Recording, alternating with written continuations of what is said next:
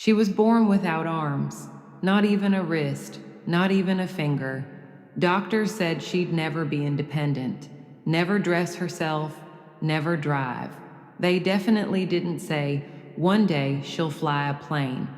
But that's exactly what happened. She became the first person in her country to earn a pilot's license using only her feet. No prosthetics, no co pilot, just her. A single engine airplane and the sky. But here's the part most people miss. Her biggest challenge wasn't in the air, it was everything she had to overcome on the ground: the stairs, the doubts. The moment she was told, "You can't even use a fork, how could you ever fly a plane?" And what she did next, it didn't just silence the critics, it sparked a chain of events no one saw coming. What happens next isn't just about aviation, it's about redefining ability. It's about breaking barriers that weren't just physical but societal. And by the end of this story, you won't just understand how she did it, you'll start to ask yourself, what's actually possible?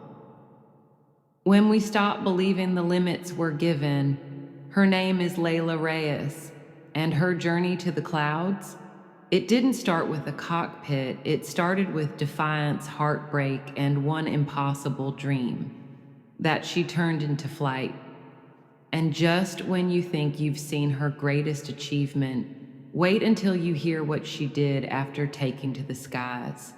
Because Layla's legacy, it was only beginning. Layla Reyes was born in a small coastal town where the waves roared and the sky stretched endlessly. A place where children dreamed big, but no one imagined dreams would come without arms. From the moment she arrived, Layla's birth defied expectations.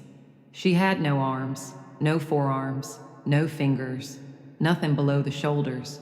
Doctors were stunned, nurses whispered, medical records use words like congenital amelia and permanent limitation. But her parents, Isabel and Rodrigo, refused to see her that way. Her mother, a kindergarten teacher, whispered to her newborn, "You are not broken, you are beautifully different." And from that day forward, they built a world that said yes, even when the world outside said no. Everyday tasks became milestones. At 10 months, Layla learned to pick up food with her toes. At 2, she was pulling socks onto her feet, alone. There were spills, stumbles, and tantrums. But her parents never stepped in to do it for her. They believed in her capacity, even when it broke their hearts to watch her struggle. Layla's feet became her hands. She learned to draw with her toes, to brush her teeth, to use a tablet, to comb her hair. Her legs grew strong, not just from walking, but from adapting, bending, reaching, flexing in ways most kids never had to. School was its own battlefield. Other children stared. Some asked questions. Others turned away. One student once asked loudly, "Is she a robot?" Layla laughed it off in the moment, but that night she cried herself to sleep. She often wondered, will they ever see me for more than what I'm missing? Her parents responded by enrolling her in everything they could find: dance classes, music lessons, adaptive swimming. She hated being treated like an exception. She just wanted to be treated like a kid. But slowly, through movement, rhythm, and water, she found a place where her body could be free. Her parents had one rule: never quit because it's hard. Only quit because you're no longer passionate. By age 8, she could feed herself, dress herself, use a laptop, and even braid hair with her toes. By age 12, she had won medals in adaptive martial arts. She became known in her town not as the girl without arms, but the girl who could do anything with her feet. But there was still one dream she kept to herself. A dream so ambitious, even she hesitated to speak it aloud, until one fateful summer, when a plane overhead changed everything. Layla never sat still for long. She danced, she coded, she painted canvases with her toes, she spoke at her middle school graduation, microphone propped between her knees. She earned a scholarship to a university that believed in accessibility and innovation. Majoring in psychology, minoring in adaptive design, she built a name for herself as a motivational speaker. But something still tugged at her, a restlessness. One summer, at a local air show, Layla watched a group of planes paint loops in the sky. A small, low-wing air coupe rolled to a stop in front of the crowd. The pilot stepped out and offered rides to attendees. Layla, heart pounding, rolled herself forward. She'd never been in a cockpit before, never dared to imagine it as hers. But when the pilot asked, "Want to come up?" she nodded. The plane buzzed across the coastline. The earth fell away. Layla looked out over the endless blue, and something clicked. Not just a thrill, a calling. She returned to the tarmac and whispered, "I need to learn to fly." Most people laughed. Some politely dismissed it. One instructor even chuckled. "You'd have to use prosthetics. There's no way to manage the controls with feet." But Layla remembered the air coupe, a relic from the 40s, designed without rudder pedals, a plane made for simplicity, and accidentally made for her. She reached out to over a dozen instructors. Only one replied seriously. Captain Malik Aziz, a retired Air Force pilot turned teacher. He met her at a small hangar, listened as she laid out her dream, and said only this: "If you're ready to work harder than any student I've had, I'm ready to teach." And with that, her real flight began. But the moment Layla stepped into that cockpit, something awakened. What followed next would test her body, her mind, and her spirit more than anything before. And yet, that's not even the most incredible part. The first lessons weren't glamorous, they were sweaty, frustrating, even painful. Layla had to learn to maneuver every instrument, yoke, throttle, radio, using only her feet. The air coupe's unique controls made it possible, but possibility didn't make it easy. She would stretch her right foot forward, toes curled around the yoke, twisting gently to bank left or right. Her left foot handled throttle and switches.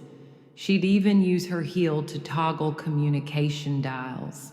Her flexibility was her greatest strength, her persistence even greater. At first, even taxiing was a challenge. She swerved, stalled, overcorrected, but every mistake became fuel. Layla studied diagrams at night, watched hours of flight footage, strengthened her core to improve balance. Captain Malik pushed her hard, but never doubted her. He'd say, "Don't prove me right, prove yourself unstoppable." Each session she improved, each flight she grew stronger. Then came her first takeoff with the instructor's light guidance. Then her first solo radio call. Then a solo taxi. And then, after 6 months of rigorous training, the day came. Clear skies, calm wind. The air coupe gleamed on the tarmac. Layla ran through every checklist.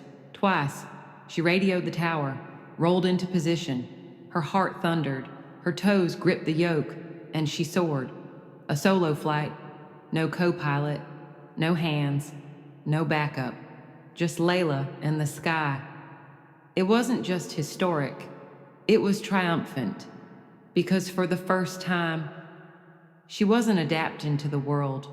The world was rising to meet her. And if you think flying solo was her final chapter, wait until you see what she did with that spotlight. Because Layla didn't just fly, she soared into a role she never expected. But flying didn't mean everything got easier. After her solo flight, Layla became a national story, the girl without arms, who touched the clouds. But public praise brought private pressure. People expected her to be perfect, to always smile, to always inspire. Behind the scenes, she battled muscle fatigue, constant foot cramps, back pain from long hours in the cockpit. Some nights she'd collapse into bed, her legs sore and her confidence shaken. She faced bureaucratic hurdles too. Airports questioned her solo status. Some flight officials made her retake tests, just to prove she hadn't been a publicity stunt. And then there were the critics, blog posts, anonymous comments. She's not a real pilot. This is a gimmick. But Layla had faced doubt her whole life, and each insult became wind at her back. She flew more, logged solo hours, landed in new cities, spoke at conferences, and just when the pressure mounted highest, Layla faced a choice that could have ended it all.